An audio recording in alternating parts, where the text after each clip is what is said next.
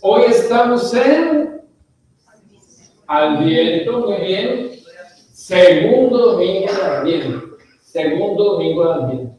El año litúrgico lo comenzamos hace 8 días con el primer domingo de Adviento. Incluso ustedes vieron en el libro de oración común y cuando leímos la oración colecta, ahí empezaban las colectas. Hoy es el segundo domingo. El segundo, ya aprendimos una velita muy tímida. De pronto algunos ni cuenta se dieron precisamente, porque es una solita, ahí tímida, pero hoy vamos a encender otra y va a ir cogiendo más y más y más fuerza porque se va acercando el día del nacimiento. Y hoy las lecturas tienen ese tinte como de seguirnos preparando para el nacimiento del Señor. Las dos lecturas contrastan, bueno, sobre todo la lectura del Antiguo Testamento, que era del profeta, muy bien, el profeta Isaías. Algo así respondió por ahí, muy bien. Y el Evangelio, que es el Evangelio de Mateo. Recuerden que les he dicho que este año, el año que comienza, vamos a concentrarnos en Mateo. ¿Sí? Todo el año pasado fue eso, muy bien, Lucas. Por eso estamos leyendo el Evangelio de Mateo. Pero contrastan. Son dos realidades del evento de la encarnación. Uno, una esperanza, algo muy bonito. ¿Se dieron cuenta la lectura de Isaías? La lectura de Isaías trata de mostrarnos cómo será ese reinado del Mesías. Y nos da unas características, todo muy ideal, todo muy bonito. ¿Sí? Hace poco reflexionábamos sobre el descendiente de David y la importancia de que sea descendiente de David, porque David era el rey y entonces debe ser un descendiente de David para que tenga esa figura de rey, pero va a reinar de forma diferente. Y hacíamos hace unos domingos, el día de Cristo Rey, la diferencia de un reinado actual de monarquías al reinado de Cristo. Y entonces hoy Isaías nos vuelve a recordar que este Mesías es descendiente de David, empieza y termina con esa idea. No habla de David, porque alguien de los más concentrados diría, pero no mencionaron a David. ¿Qué cura está loco? Mire, del tronco de Jesé sale un retoño y un retoño brota de sus raíces y termina diciendo, en ese tiempo el retoño de esta raíz que es Jesé se levantará como una señal para los pueblos. Jesé, ¿y quién es Jesé? El papá de David, el padre de David. Pónganle cuidado. Esto nos recuerda por qué hace referencia no a David, sino a Jesé, al papá de David. Porque recuerden que cuando Samuel va a ungir al rey, él va a la casa de Jesé, y Jesé tiene muchos hijos, y entonces el Señor dice, yo te mostraré cuál es. Y empieza, no, este no es, ninguno es. Y Samuel le pregunta, ¿hay otro hijo? Ah, sí, es el pastorcito, ese está por allá cuidando las ovejas. Dice, pues llámelo, porque hasta ahora ninguno de estos es. Y cuando llaman a este hijo de Jesé, al pastorcito, al más pequeño, cuando lo llaman, ahí viene, ese es, úngelo, ese es mi rey. Y entonces, por eso dice, un descendiente, un retoño de Jesé, porque va a tener en cierta medida esas características de ese rey, que no es el rey así mega poderoso, sino que hablábamos la otra vez del pastor. Recuerden, hace como 3 semanas decíamos la relación entre el rey y el pastor. Hoy nos vuelve a recordar que ese rey realmente es un pastor, que va a gobernar con justicia, que va a transformar todas las cosas, que va a ser un gobierno completamente diferente. Y por eso nos recuerda de dónde viene Jesús, de ese linaje de los pastores, de los pobres, de los pequeños. Pero hay otra característica muy curiosa, no sé si se dieron cuenta, en el texto de Isaías. ¿Alguien se dio cuenta cómo va a ser esa realidad del gobierno del reino del Mesías? Era el ejemplo con animalitos. Exacto. Ningún animalito le va a hacer daño a otro. ¡Ay, tan bonito! ¿No les pareció bonito?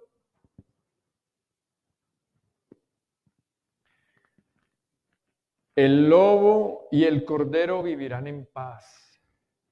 El tigre y el cabrito descansarán juntos. El becerro y el león crecerán uno al lado del otro. La vaca y la osa serán amigas y sus crías descansarán juntas. El león comerá pasto como el buey. El niño podrá jugar en el hoyo de la cobra. ¿Cómo lo ven? Y a veces en algunas iglesias nos pintan esa realidad, ¿no? El oso abrazado al tigre, ¿cierto? Y el león ahí abrazado con el buey, y todo una realidad idílica. ¿Tiene sentido? Pues yo no sé. Yo no me imagino esa escena. A no ser que en efecto el tigre y el león aprendan a comer pasto y en algún momento digan, ya entro en la onda vegana, está de moda, entonces me vuelvo vegano también, el tigre, el león, el lobo, y con eso todos vivimos en paz. Pero esa no es la realidad en la naturaleza. Si tienen colmillos y si tienen garras, es por algo en el funcionamiento de la naturaleza y no me los imagino comiendo pasto, ¿sí? O paja, o esto, no me los imagino, porque su anatomía y su instinto les lleva a comer otros animales, son depredadores. Incluso ellos son más depredadores que nosotros porque nosotros no tenemos ni esas garras, ni tenemos los colmillos para desgarrar, como el tiburón, ¿cierto? Piénsenlo, el cocodrilo. Nosotros tenemos más anatomía y fisiología, ay Dios mío, aquí si hay médicos me corrigen, de animales vegetarianos. Pero a ver, ¿a qué voy? A que está como extraño, ¿cierto? Esa realidad que nos está pintando el Mesías, era como ellos lo veían. Hace poco yo vi por ahí en las redes, había como una boa que había cogido no era un ternerito, sino como un ciervo, como un cervatillo, lo había cogido, lo estaba apretando, se lo iba a comer. Y alguien llegó y empezó a pegarle a esa boa, a esa constricto, empezó a pegarle y le pegaba hasta que la soltó. Y en las redes todo el mundo felicitaba. Estos son los héroes, estos son los que, qué hermosura, esta es la sensibilidad. Muy bien, viva, salvó al ciervito, pero yo me quedé pensando. Y entonces la boa no come, pues. ¿Qué hacemos con la boa? Le damos cereal. Pero sí me hago entender, si esa es su naturaleza y ahora si vamos a entrar en esa lógica, pues entonces que se mueran las boas, que dejen de existir para que no le hagan daño a otros animalitos. Mala esa boa. No, ese es su instinto. Entonces, tenemos que poner el texto en su lugar. Es una realidad que no está haciendo necesariamente referencia a animales, sino está hablando de una realidad de convivir en paz. Pero haciendo más referencia a quiénes.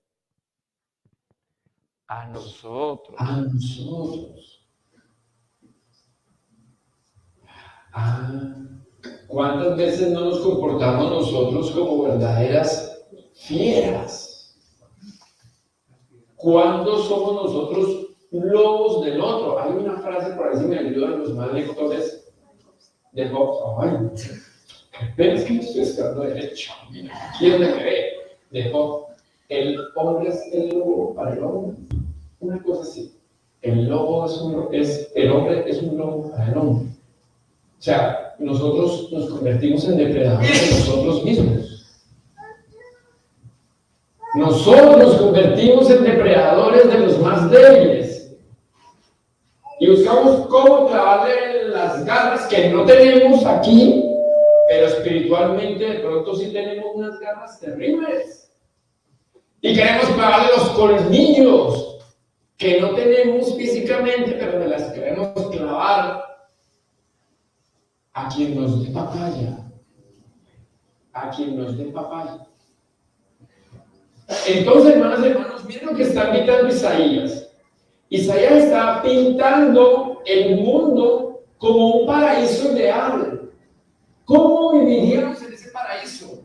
Pero para que lo entendamos, nos muestran los animales de la naturaleza y nosotros nos quedamos pensando y dicen, pero es que eso es muy difícil.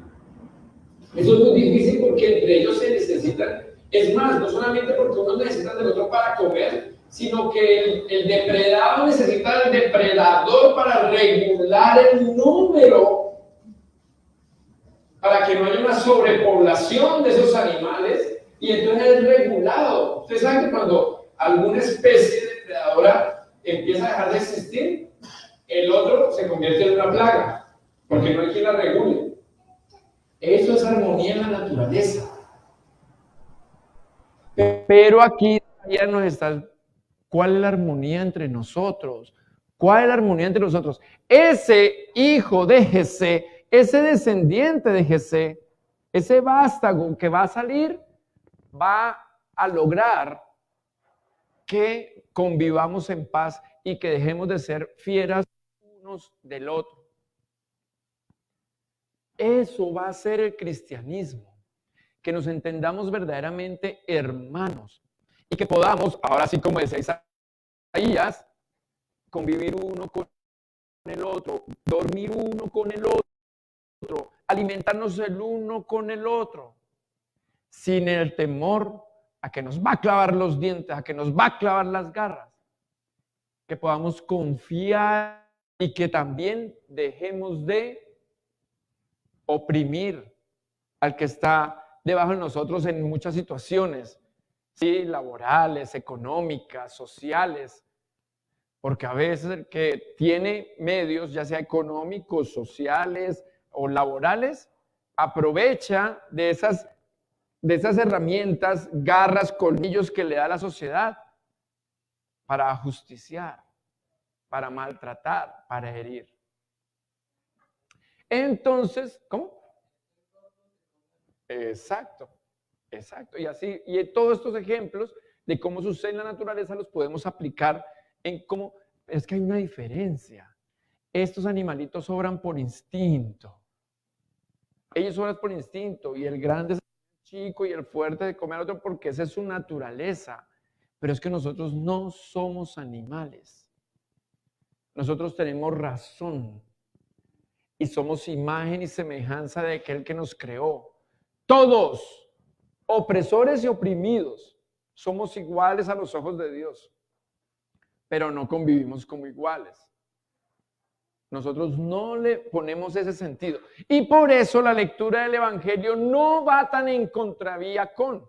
Porque si se dieron cuenta, Isaías pintaba todo muy bonito, todo perfecto.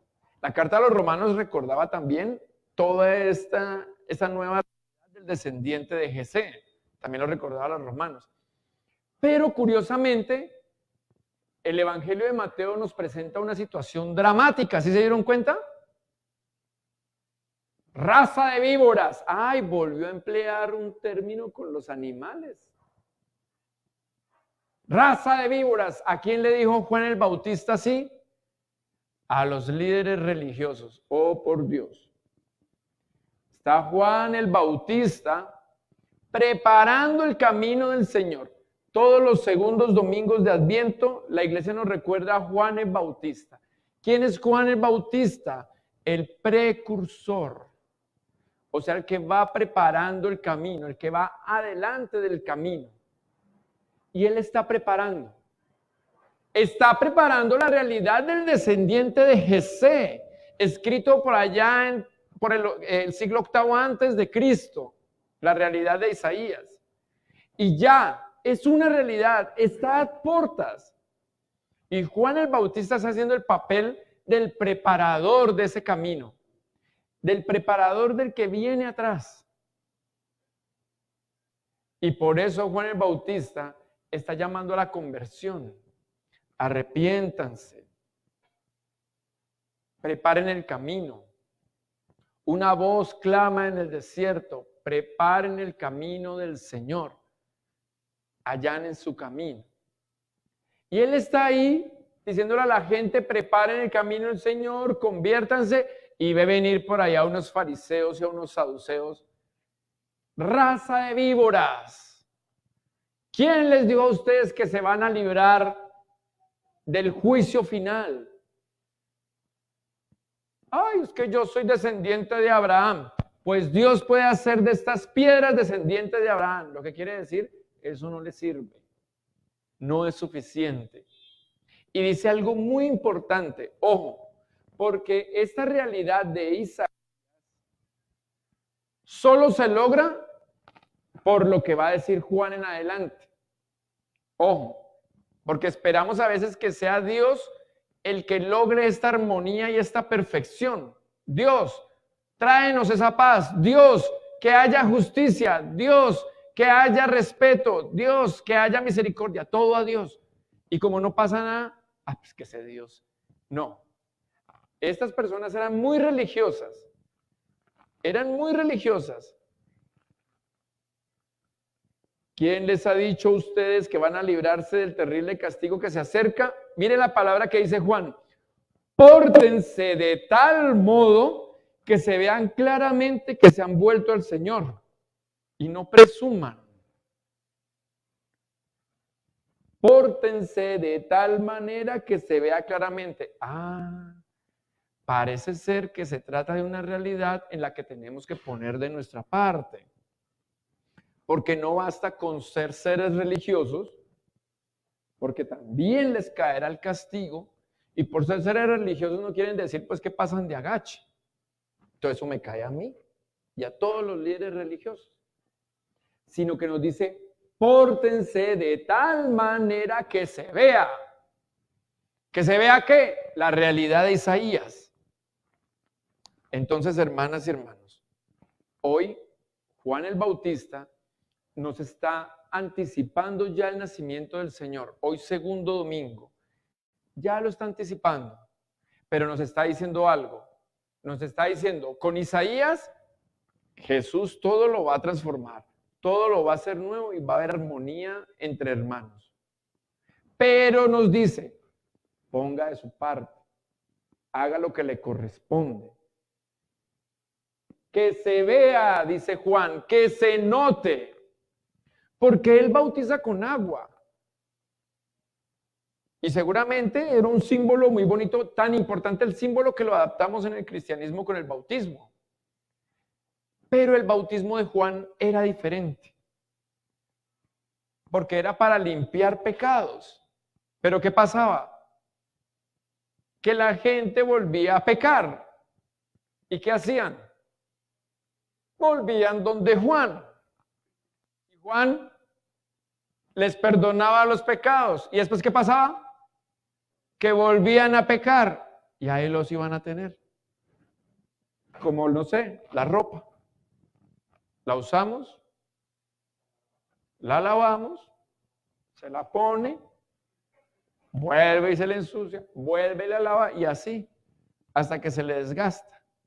Y con el cuerpo y con las manos. Entonces los judíos estaban entendiendo como ese jueguito ahí, como, ay, tan chévere. El que peca y reza, empata. Y estaban los judíos felices. Entonces iban a hacer una fechoría, hacían una maldad, hacían algo y, ¡ay! Terrible. Venga, Juan, écheme agüita. Entonces, venga, Juan. Entonces, ya quedó limpio. Ay, gracias, Juan. Entonces ya Juan dijo, no, espere un momentico. Porque yo los estoy bautizando con agua. ¿Y qué dice después? Muy bien, qué juicio. Yo los bautizo con agua para invitarlos a que se vuelvan a Dios. Pero el que viene después de mí los bautizará con el Espíritu Santo y con fuego. Ese es el bautismo al que todos nosotros hemos accedido. Cuando nos han echado agua, signo externo de una realidad interna. Ha llegado sobre nosotros el Espíritu, fuego. Entonces, hermanas y hermanas, tenemos todas las herramientas para hacer realidad lo que nos ha prometido Isaías, que dejemos de ser lobos los unos para los otros, que dejemos de ser tigres y leones los unos para los otros. Y con esta realidad del nacimiento de Jesús que se acerca, los invito hoy para que nos comportemos de acuerdo con la realidad que hay en nuestro interior, que tenemos el fuego y el poder del Espíritu Santo. Hoy Juan el Bautista le está diciendo a usted, pórtese de tal manera que se vea. ¿Prefiere que le diga eso o prefiere que le diga lo primero? ¡Raza de víboras! No, entonces quedémonos con la otra. Compórtense de tal manera que se nota que están bautizados y que en ustedes habita el fuego del Espíritu. Ahora, eso, en estas semanitas que nos restan, va a disponer el ambiente para el nacimiento de Jesús y que ese nacimiento de Jesús nos traiga ese recuerdo de Isaías. Él y nosotros vamos a hacer lo posible porque este sea ese paraíso ideal que nos ha anunciado con la presencia del Señor. Amén. Gloria al Padre, al Hijo y al Espíritu Santo, como era en el principio, ahora y siempre, por los siglos de los siglos. Amén.